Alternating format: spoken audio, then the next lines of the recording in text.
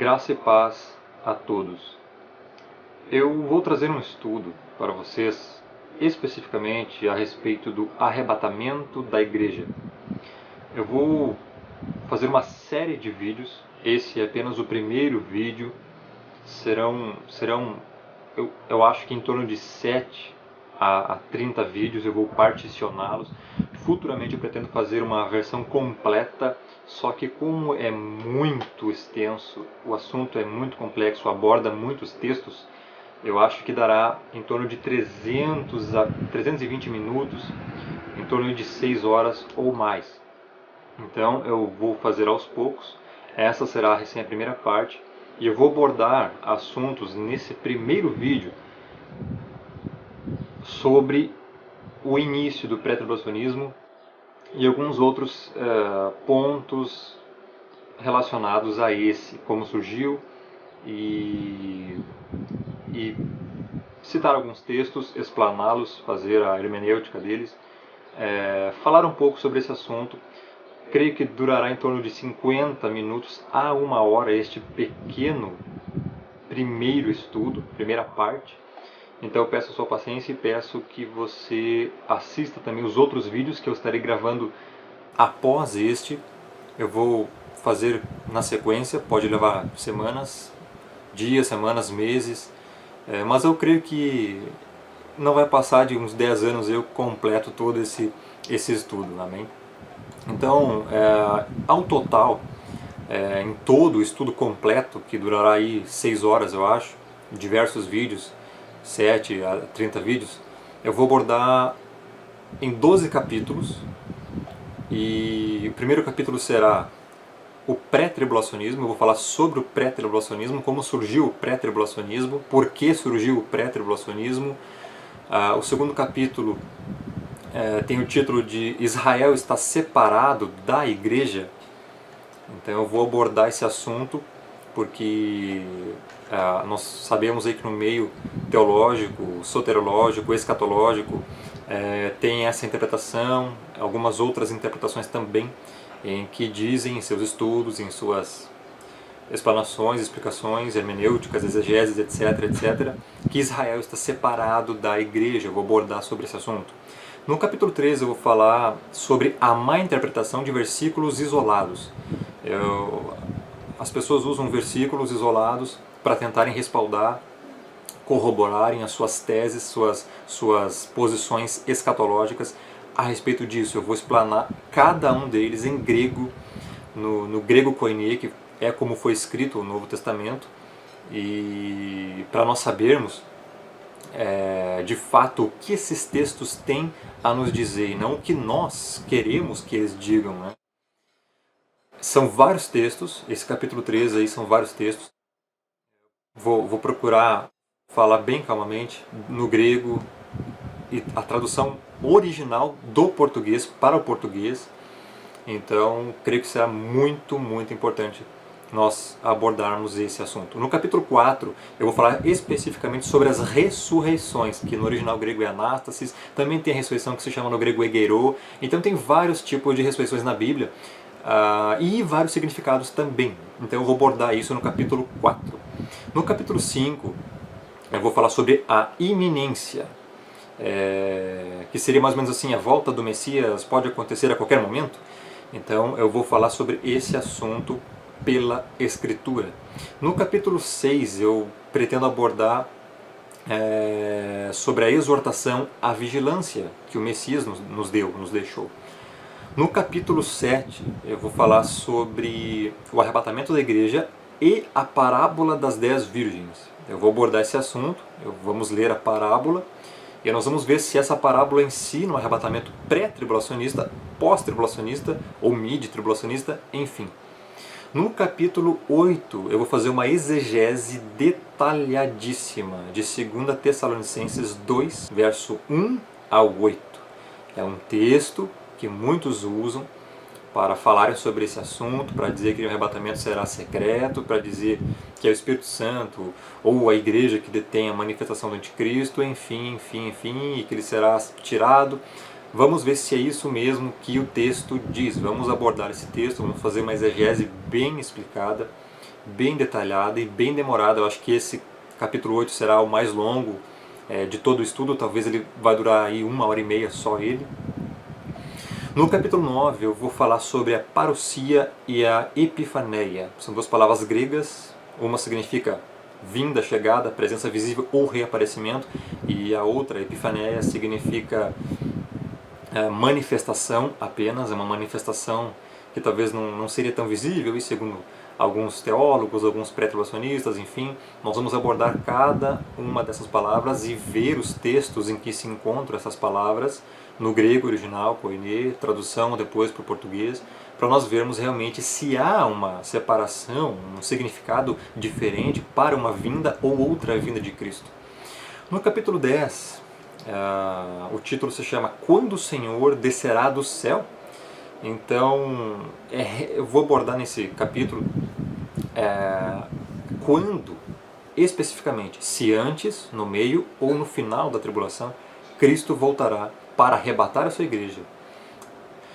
No capítulo 11, o título se chama Estarei convosco até o fim do mundo.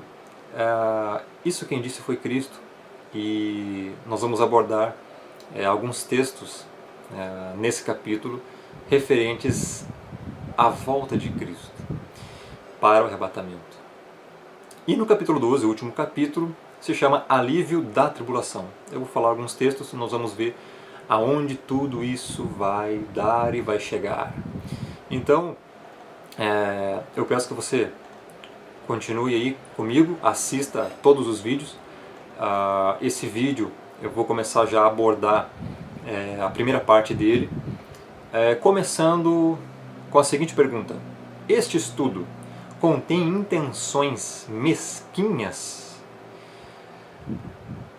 Essa é uma pergunta que eu faço para você porque muitos já me disseram e me dizem, vêm me falar: não, mas você só fala as coisas, Rômulo, para dizer que sabe mais que os outros, para mostrar que você está certo e os outros estão errados. Não, não é assim que funcionam as coisas.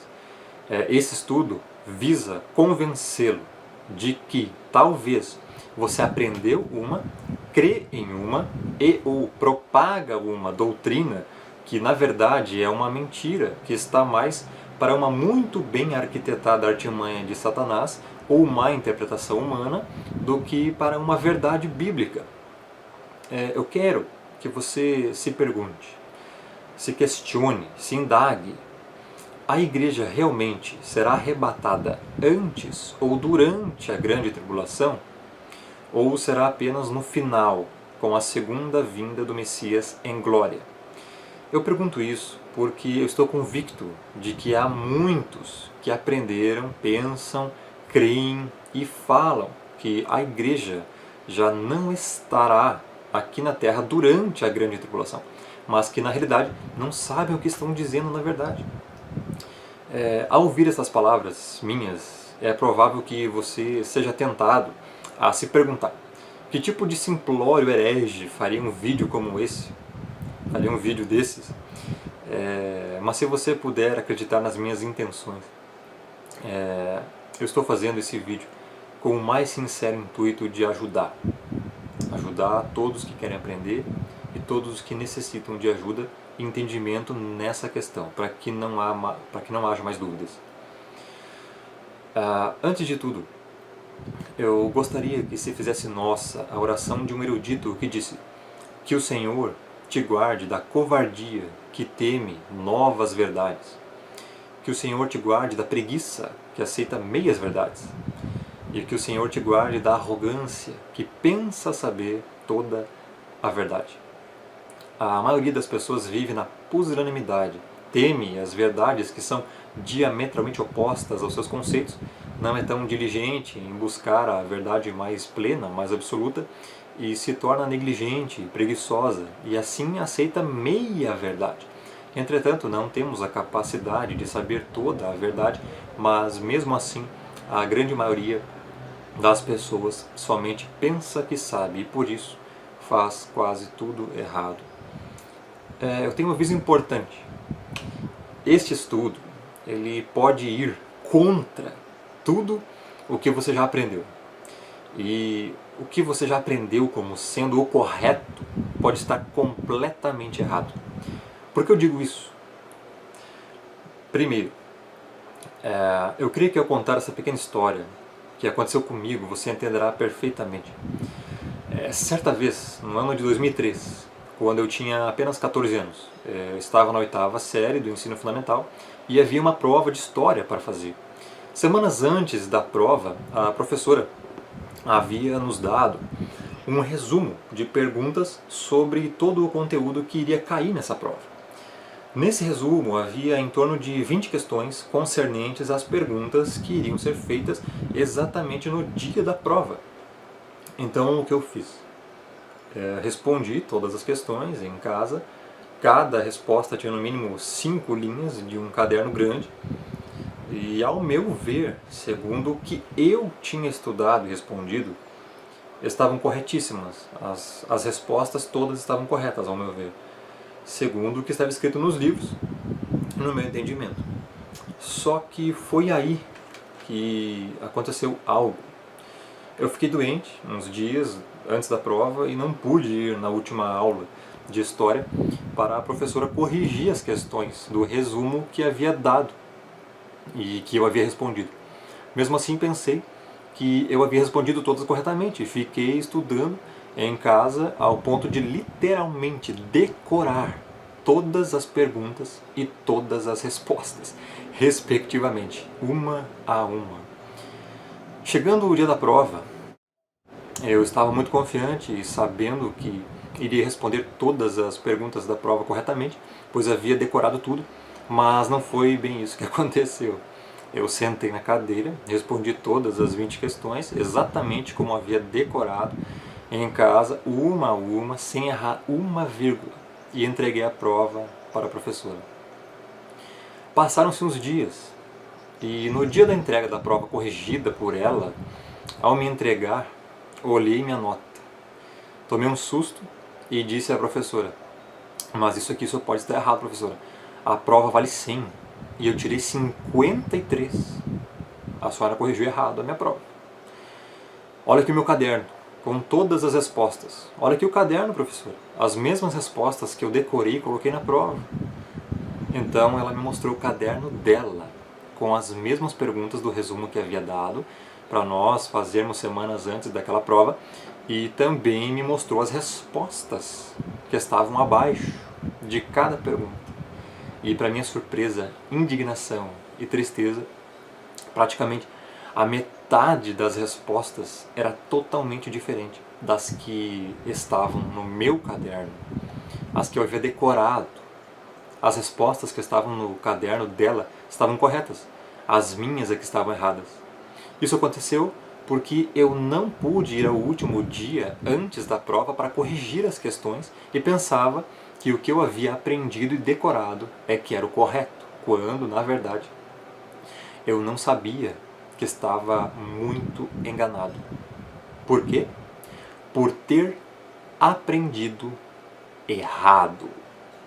A mesma coisa acontece com a grande maioria dos pré-tribulacionistas, ou seja, com aqueles que acreditam que o arrebatamento da igreja acontecerá antes da grande tribulação.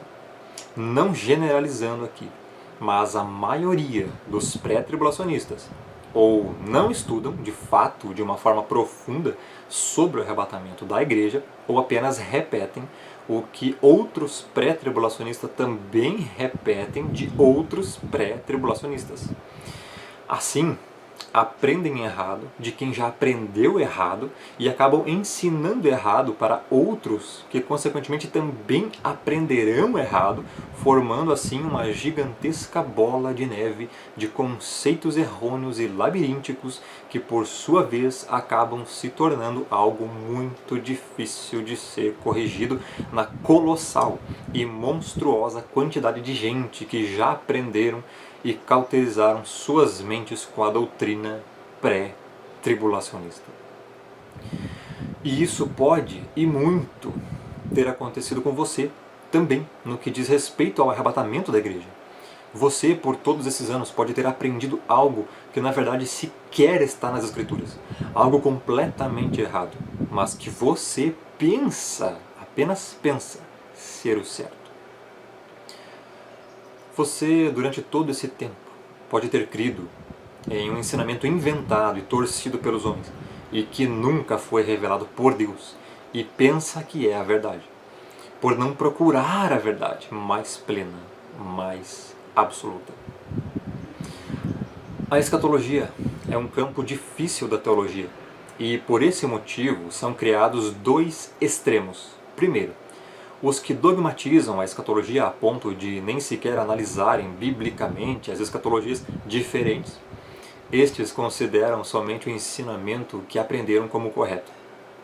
E segundo, os que tendem a abandonar e desprezar o assunto a ponto de nem sequer estudá-lo. Os que estão exatamente no meio destes dois extremos são aqueles que analisam profundamente as escatologias bíblicas e deixam as escrituras delinearem o seu posicionamento escatológico, ao invés de encaixarem a sua própria escatologia no que revela claramente a escritura. Quando alguns me perguntam por que você não é pré-tribulacionista, ou seja, por que você não crê num arrebatamento secreto anterior à grande tribulação, eu respondo, eu não sou pré-tribulacionista porque eu tenho uma Bíblia e estudo como se deve. Então, sem nenhuma demora, já quero afirmar com toda a certeza, por passar tempos estudando sobre este assunto, sobre o arrebatamento da igreja profundamente nos seus originais em grego, foram anos, e deixando que as escrituras tracejassem meu posicionamento escatológico, que eu sou pós-tribulacionista, ou seja, eu creio que a igreja será arrebatada apenas no final da grande tribulação, e não antes e nem durante, e que não tem base bíblica o pré-tribulacionismo. Vou explicar por que mais adiante. Os motivos pelos quais eu afirmo isso seguem-se em todo esse pequeno estudo. Convido você a analisá-los, tirar suas próprias conclusões e até mesmo julgar se estão de acordo com as Escrituras, com o que o Senhor e Mestre Jesus Cristo disse e ensinou e com o que os seus apóstolos falaram segundo a palavra de Deus. Então, eu vou abordar no primeiro capítulo, vou iniciar agora o capítulo 1 e vou falar sobre, especificamente, o pré-tribulacionismo. Os primeiros elementos para o surgimento da ideia do arrebatamento anterior à tribulação apareceram no século XIX, dentro do movimento carismático dos Irvingistas. Como é que é? Irvingistas? É isso mesmo. É exatamente isso. Você vê que além desta doutrina ser estranha, até o nome de onde ela surgiu é estranho. Irvingistas é até difícil de falar. Até aquele século, o século XIX, ninguém fez qualquer distinção entre o arrebatamento e o segundo advento de Cristo. O movimento surgido entre os irvingistas foi posteriormente popularizado pelos irmãos de Plymouth, nos Estados Unidos, de onde rapidamente se propagou para outras denominações evangélicas, as quais, pelo fato de, em sua maioria, terem iniciado suas atividades de evangelismo internacional e crescimento, a partir do século XVIII, absorveram a interpretação pré-tribulacionista, chegando em alguns casos a dogmatizá-la em seus credos. Para entender por que essas igrejas abraçaram a novidade do pré-tribulacionismo, é necessário saber qual era a mentalidade escatológica daquele tempo.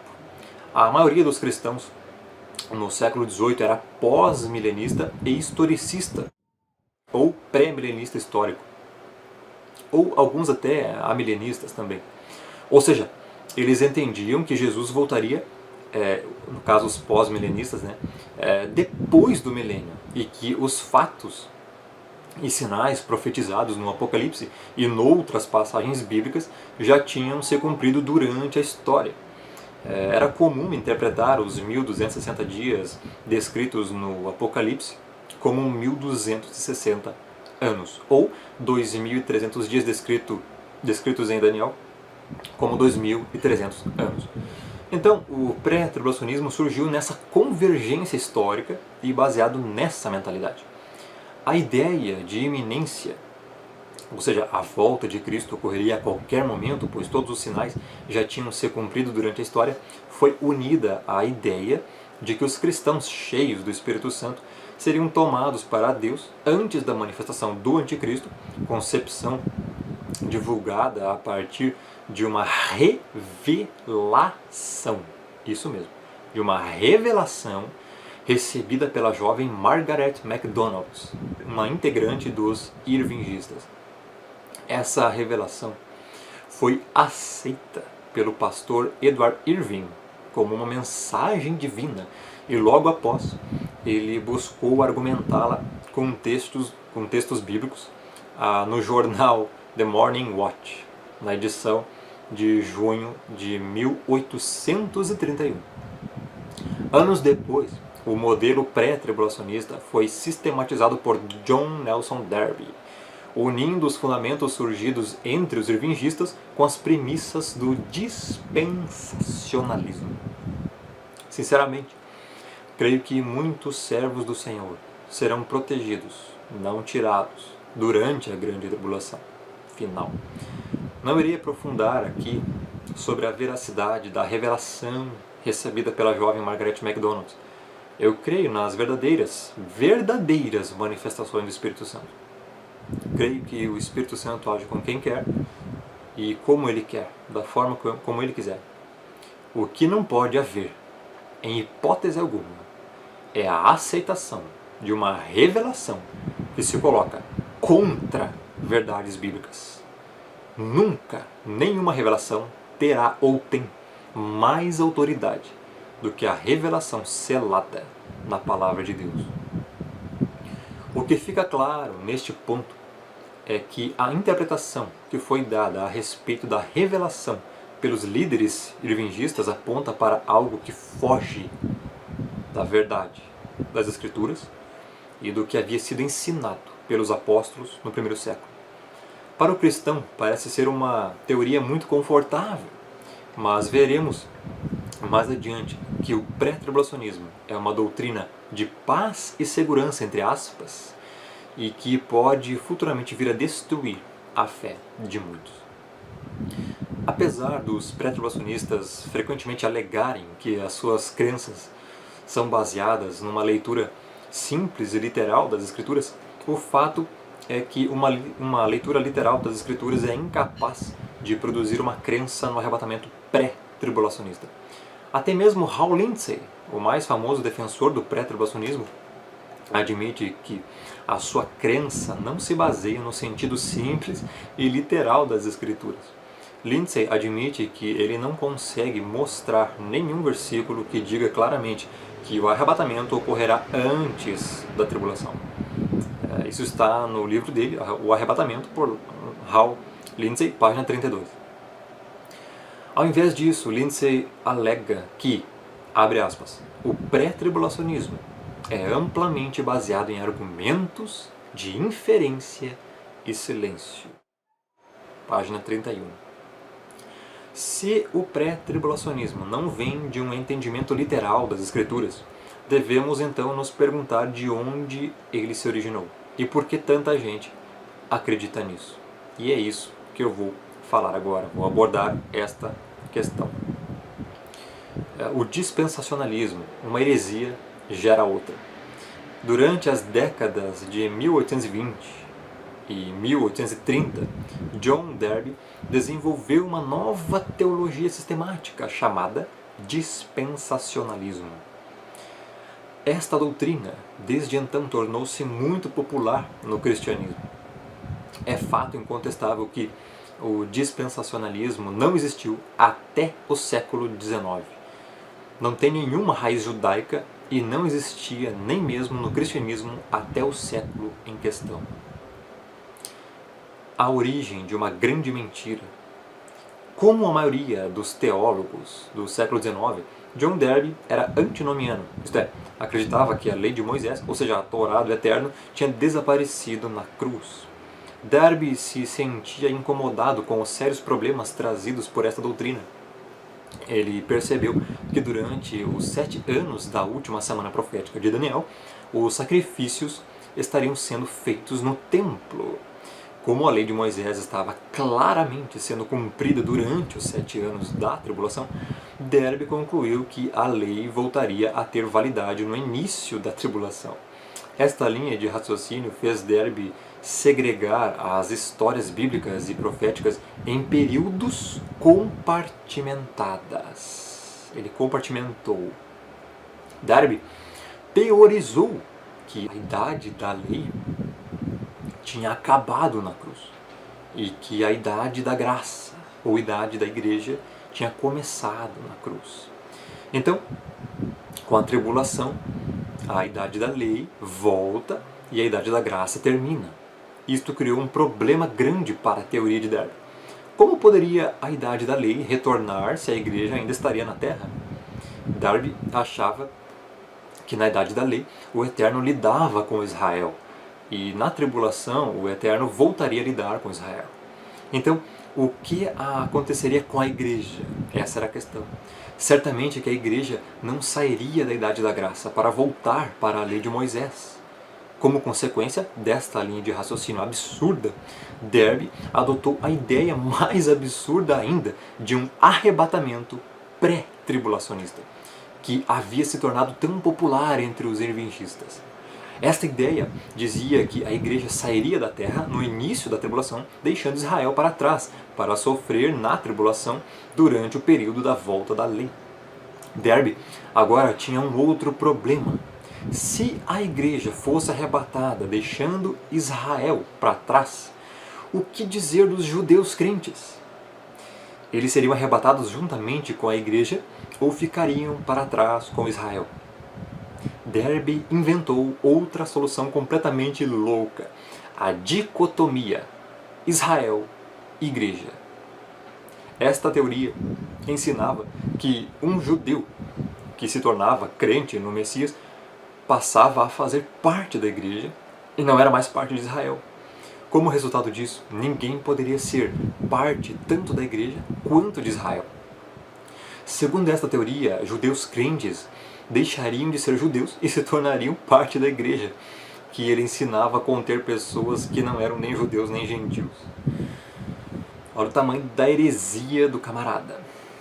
Portanto, as 3 mentiras que se tornaram pilares do dispensacionalismo são: primeira, a lei não seria para hoje.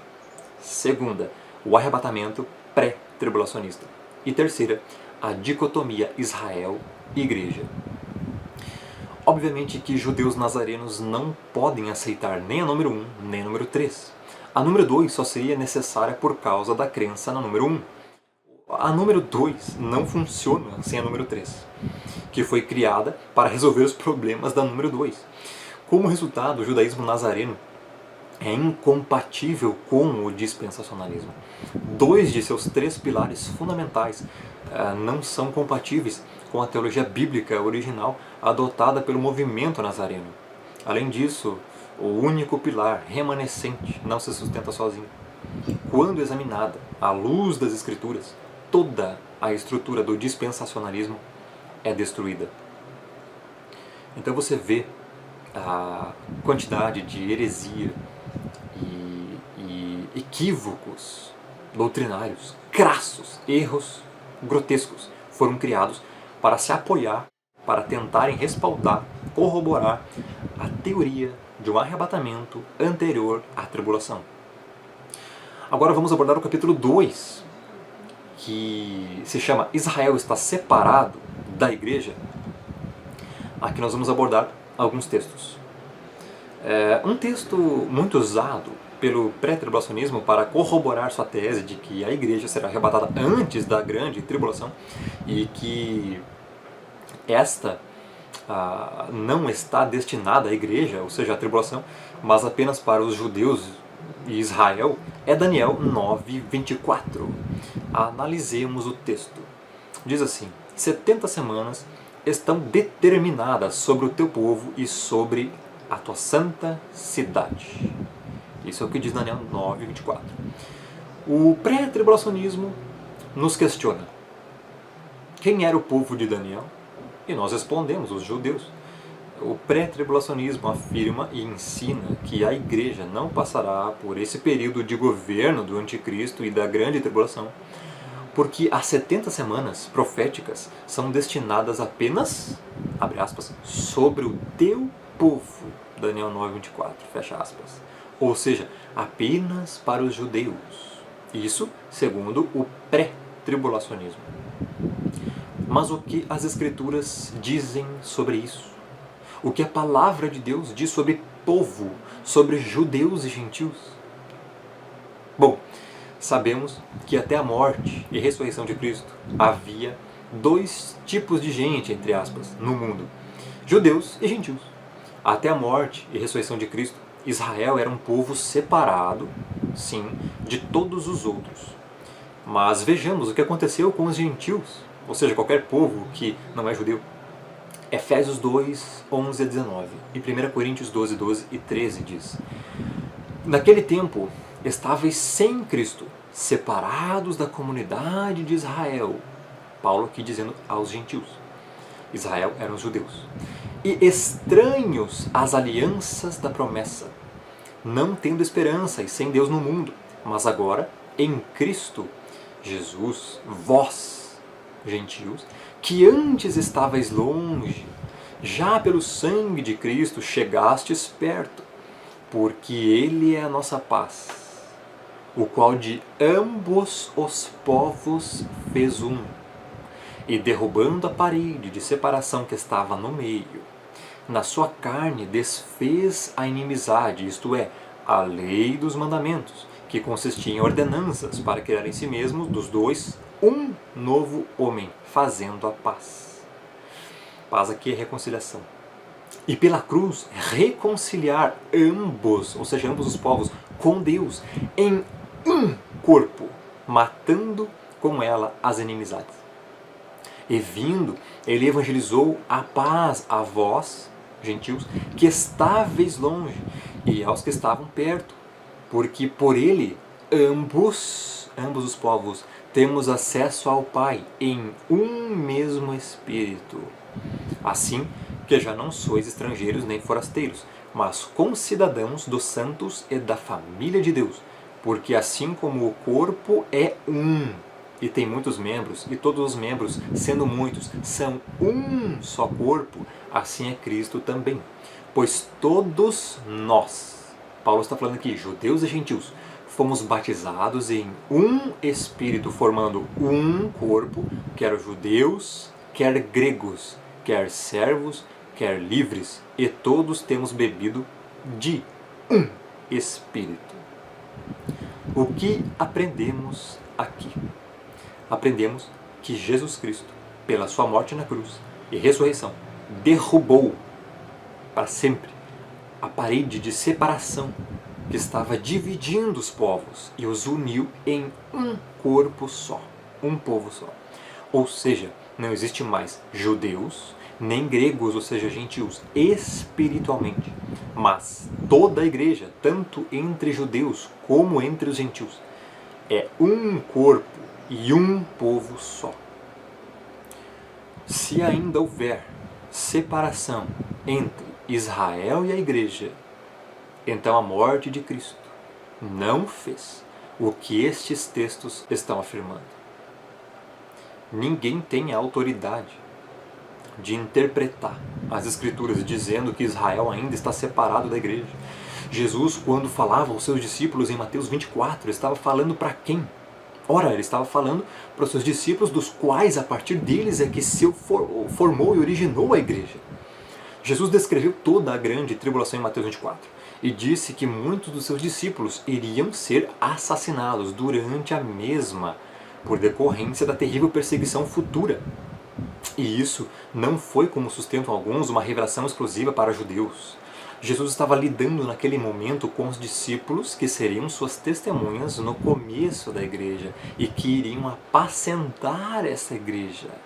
Portanto, os discípulos eram a igreja. Quando o Senhor Jesus Cristo disse para eles, a igreja em Mateus 24:15, quando, pois, virdes a abominação desoladora no lugar santo, quer dizer que a igreja iria ver Jesus falou, quando pois virdes a abominação, quando vocês verem a abominação desoladora, ou seja, a igreja iria ver. Eles não estariam no céu, mas aqui na terra. Só na terra você pode ver a abominação desoladora, a igreja.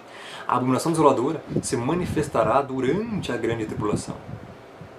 E então, para qual finalidade Jesus diria tal coisa se a igreja seria arrebatada antes da grande tribulação? Ah, eu já sei. Para os que ficarem. Mas como uma parte da igreja poderia subir aos céus antes da tribulação e a outra ficar na terra para a tribulação? Se 1 Coríntios 12, 25 diz que o corpo de Cristo é indivisível, ou seja, não tem como uma parte subir e a outra ficar na terra para a tribulação. A igreja foi enxertada em Israel. E se algum dos ramos, ou seja, judeus, foram quebrados e tu, sendo zambujeiro, gentios, foste enxertado em lugar deles e feito participante da raiz e da seiva da oliveira, Romanos 11, 17. Jesus Cristo é a oliveira verdadeira. A maioria dos judeus rejeitou o Messias. Por isso, o verso diz que alguns dos ramos foram quebrados, mas depois muitos gentios o receberam. E por isso o verso diz, e tu, sendo zambujeiro, foste enxertado em lugar deles, e feito participante da raiz, da seiva da oliveira. O texto está nos mostrando claramente que a igreja Israel não tem separação alguma, muito pelo contrário, estão mais unidos do que nunca, porque os gentios foram enxertados em Israel. Alguns tentam contra-argumentar, citando a passagem de Daniel 9, 24, dizendo que a grande tribulação foi destinada apenas para os judeus. Mas dizer isso é tornar nulo o sacrifício de Cristo, onde Efésios 2, 11 a 19 e 1 Coríntios 12, 12 a 13 diz claramente que pela sua morte na cruz reconciliou ambos com Deus em um só corpo, quer judeus, quer gregos, ou seja, os gentios, e ir contra os ensinamentos de toda a Escritura Sagrada.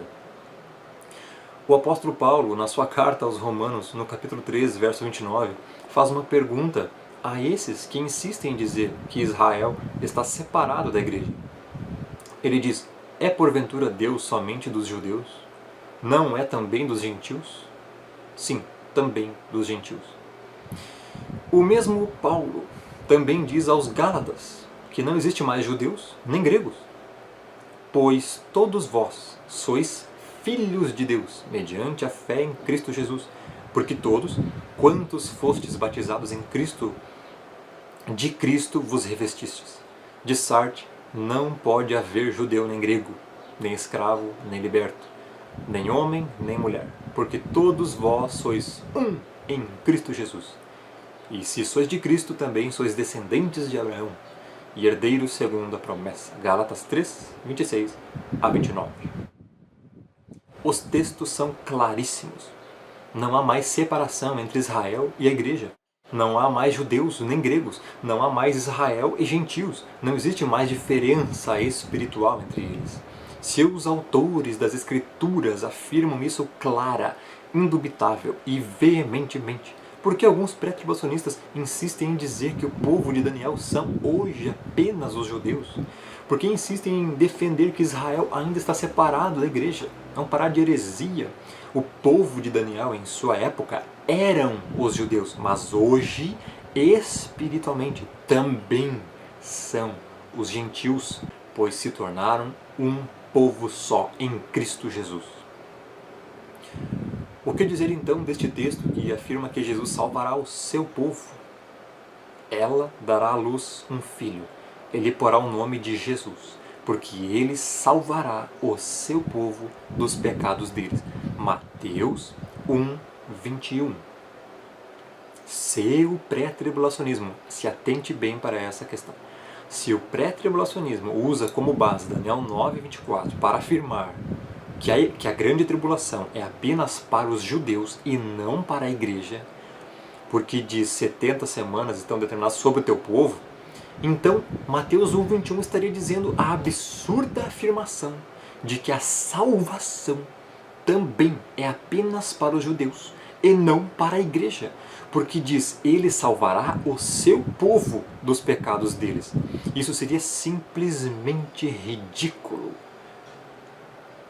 Se os pré-tribulacionistas estão dizendo que a grande tribulação é apenas para Israel e não para a igreja, baseados em Daniel 9:24, então também tem de sustentar, conforme Mateus 1:21, que a salvação é apenas para Israel e não para a igreja, os gentios, o Brasil, os Estados Unidos, os cristãos, os eleitos que estão espalhados para o mundo todo, o que é uma tremenda heresia. Só há uma igreja, um corpo, uma noiva. Vamos ver um texto. Olhai, pois, por vós e por todo o rebanho, sobre que o Espírito Santo vos constituiu bispos, para apacentardes a igreja de Deus, que ele resgatou com seu próprio sangue. Atos 20:28. A igreja de Deus, amada, salva, resgatada pelo sangue de Cristo. Ele pagou um alto preço para ter a igreja para ele mesmo. Quando analisamos Efésios 5:23-32, veja que a igreja é tratada por Paulo como uma mulher, como a mulher de Cristo, e se entregou por amor para ela. Neste texto, vemos também que a igreja é o corpo de Cristo. Logo, podemos concluir que igreja e corpo são iguais. Igreja é igual a corpo. No mesmo texto, quando Paulo fala sobre o homem deixando seu pai e mãe e se unindo à sua mulher, ele está falando do matrimônio.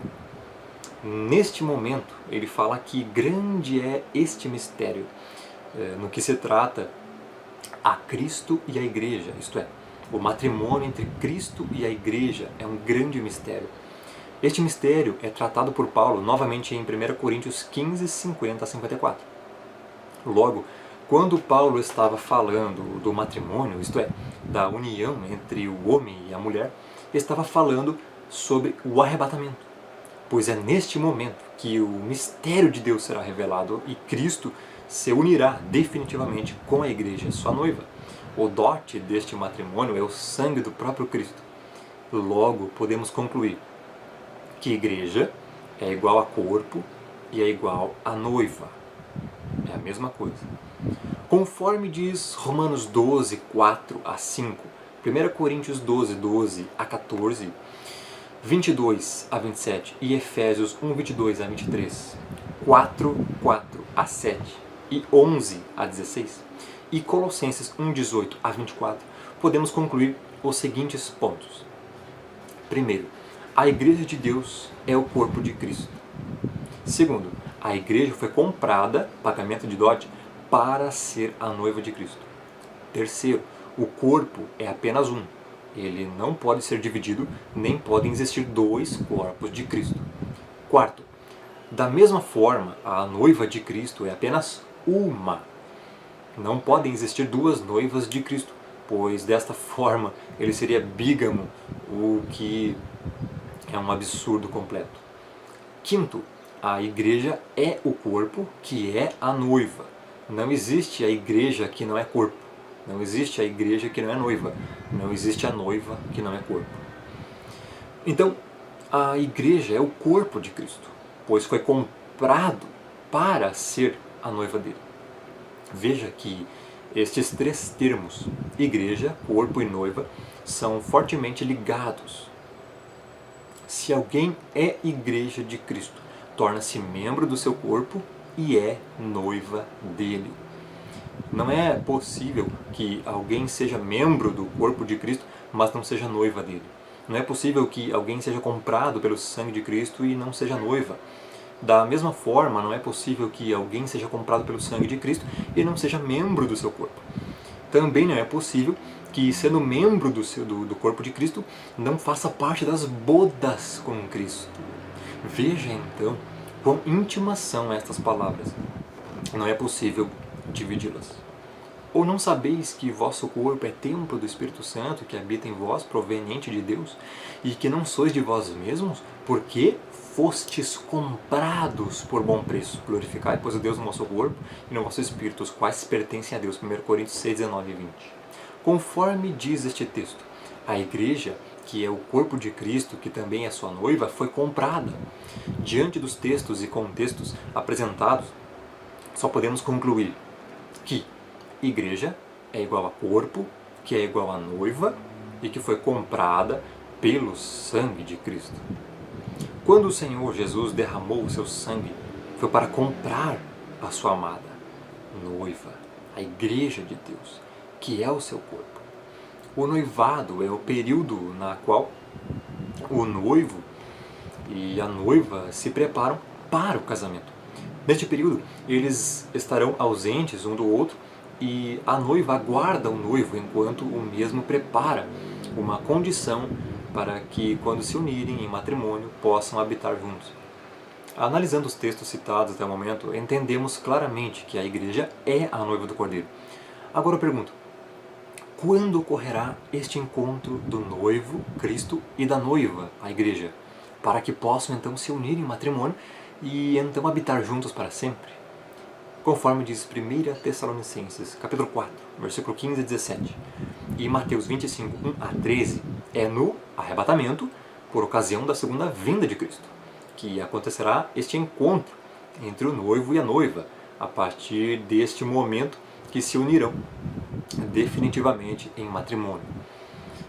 Este pensamento é coerente também com o fato de Paulo se referir a este momento como um grande mistério, quando o mesmo se refere ao casamento entre Cristo e a igreja, Efésios 5:32, e a glorificação de nossos corpos por ocasião do arrebatamento na vinda do Senhor em 1 Coríntios 15:51. Sendo assim, podemos acrescentar em nosso raciocínio: a igreja é igual a corpo, que é igual à noiva, que foi comprada pelo sangue de Cristo, e o matrimônio será no arrebatamento por ocasião da segunda vinda de Cristo. As principais características dos santos na grande tribulação são: está em Apocalipse 14, 9 a 13. Guardam os mandamentos e a fé em Jesus. Apocalipse 7, 9 a 17. Tem as vestes lavadas no sangue do Cordeiro. Apocalipse 24 a 6. Capítulo 20, verso 4 a 6. São sacerdotes de Deus e de Cristo. Apocalipse 12, 10 a 11. Tem o testemunho de Jesus Cristo. Conclusão: a igreja, corpo, noiva, foi comprada para Cristo, o noivo, pelo seu próprio sangue, e como consequência foi feita reino e sacerdócio, e se tornou herdeira de Deus e co-herdeira de Cristo, sendo assim a única que pode reinar com Cristo, o Rei, pois será sua rainha, que reinará à sua direita após este matrimônio real, que é o arrebatamento. Os santos da grande tribulação têm a fé em Jesus, são lavados no sangue do Cordeiro, são reis e sacerdotes, têm o testemunho de Jesus e reinarão sobre a terra com ele. Ora, se somente a igreja de Deus foi comprada pelo sangue de Cristo para ser a sua noiva, dote do noivo, para assim somente os seus integrantes serem membros do seu corpo e somente os seus membros serem reis e sacerdotes, e assim somente estes reinarem sobre a terra como o Senhor, e os santos da grande tribulação, conforme os textos que eu acabei de citar de Apocalipse, apresentam exatamente as mesmas características, então, com certeza, estes também são igreja, corpo e noiva de Cristo. Ora, se somente a igreja de Deus, que foi comprada pelo sangue de Cristo, tornou-se sacerdócio real e reinará com o Rei Jesus na terra, então os santos da grande tribulação também são igreja de Deus, pois eles reinarão com Cristo. E se são igreja de Deus, são membros do corpo de Cristo. Se o arrebatamento ocorre antes da grande tribulação, então Cristo arrebatou para si somente um pedaço do corpo? Não posso acreditar. Se somente os membros da igreja, corpo e noiva do Senhor, podem ter sido comprados pelo sangue dele, podem ser chamados reis e sacerdotes e podem reinar com ele sobre a terra. Então o arrebatamento da igreja, que é o próprio matrimônio, encontro do noivo com a noiva para coabitarem juntos, só pode ocorrer depois da grande tribulação, pois de outra forma geraria a absurda conclusão de que Cristo poderia ter ou tem duas noivas, dois casamentos, dois corpos, duas classes de reis e sacerdotes, duas classes de testemunhas dele e outras duplicidades. Veja, então, que criar uma terceira volta de Cristo, ou fazer que a segunda vinda de Cristo tenha duas fases separadas por 7 ou 3 anos e meio, é gerar toda esta série de duplicidades absurdas e totalmente impossíveis. Agora, se a igreja passar pela grande tribulação e as bodas, ou seja, o casamento, a união com Cristo e a igreja do Cordeiro, ocorrer somente após o fim da grande tribulação, todas essas duplicidades absurdas desaparecem e todos estes textos entram em perfeita harmonia. Veja que esta harmonia se estende até o texto abaixo que nós vamos citar agora. Nele vemos que o anúncio da vinda do casamento do Cordeiro só ocorre depois do fim da grande tribulação, após a queda da grande prostituta. O texto diz: depois destas coisas, veja bem, depois destas coisas, ouvi no céu uma como grande voz de numerosa multidão, dizendo: Aleluia, a salvação e a glória e o poder são do nosso Deus, porquanto verdadeiros e justos são os seus juízos. Pois julgou a grande meretriz, olha só, julgou a grande meretriz, que corrompia a terra com a sua prostituição, e das mãos dela vingou o sangue dos seus servos. Segunda vez disseram, Aleluia, e a sua fumaça sobe pelos séculos dos séculos. Os 24 anciãos e os 4 seres viventes prostraram-se e adoraram a Deus, que se acha sentado no trono, dizendo, Amém, Aleluia. Saiu uma voz do trono, exclamando, Dai louvores ao nosso Deus, todos os seus servos, os que o temeis, os pequenos e os grandes. Então ouvi uma como voz de numerosa multidão, como de muitas águas e como de fortes trovões, dizendo, Aleluia, pois reina o Senhor nosso Deus, o Todo-Poderoso. Alegremo-nos, exultemos e demo-lhe a glória, porque são chegadas as bodas do Cordeiro, cuja esposa a si mesma já se ataviou. Pois lhe foi dado vestir-se com um linho finíssimo, resplandecente e puro, porque o linho finíssimo são os atos de justiça dos santos. Apocalipse, capítulo 19, verso 1 a 8. Já é o final da tribulação este texto. Ou seja, as bodas do Cordeiro, o matrimônio, o arrebatamento da igreja, a união de Cristo com a igreja, se dará apenas no final da tribulação. Após Deus julgar a grande prostituta, é que acontecerá as bodas do Cordeiro e o arrebatamento. É um dos textos mais claros das Escrituras.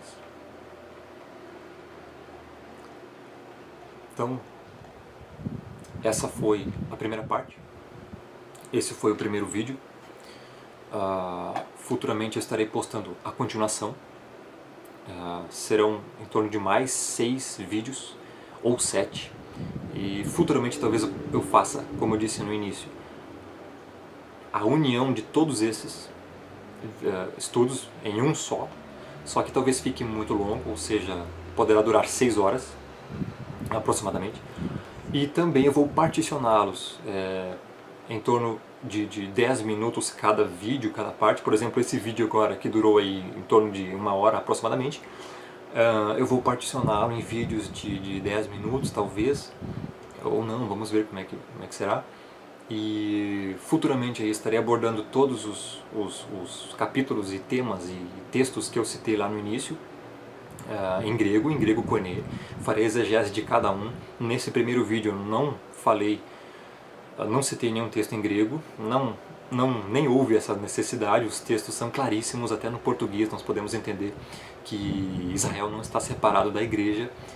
Este primeiro vídeo eu falei especificamente sobre isso, só sobre isso, para nós não misturarmos muito as coisas, mas futuramente eu vou abordar todos os versículos das Escrituras em grego koine, fazer a sua exegese, hermenêutica, explicação. Vamos ler, vamos analisar, vamos debater. Você pode comentar sobre esse vídeo, você pode aí curtir esse vídeo. Se você estiver vendo esse vídeo pelo YouTube, se inscreva no canal, ajude o canal a propagar mais o Evangelho, a sã doutrina. E espero que esse vídeo tenha auxiliado, tenha o guiado pela verdade, tenha tirado dúvidas, tenha esclarecido alguns pontos que talvez você ainda tinha alguma dúvida sobre eles. E espero que Deus os abençoe, os guie por toda a verdade. Estarei gravando os outros vídeos aí nos próximos dias. Peço suas orações, que toda honra e glória seja dada a Deus, e que este estudo e que os estudos posteriores dos próximos vídeos que, se Deus quiser, conseguirei gravar, edifique muito a sua vida, que você possa aprender cada vez mais e saber ter o discernimento pela Escritura, pela verdade, de quando realmente será o arrebatamento da igreja, e que você se prepare durante a grande tribulação para o encontro do nosso Senhor Jesus Cristo nos ares, e que toda a honra seja dada ao único, soberano Deus e Pai. Glória a Deus e fiquem com Deus.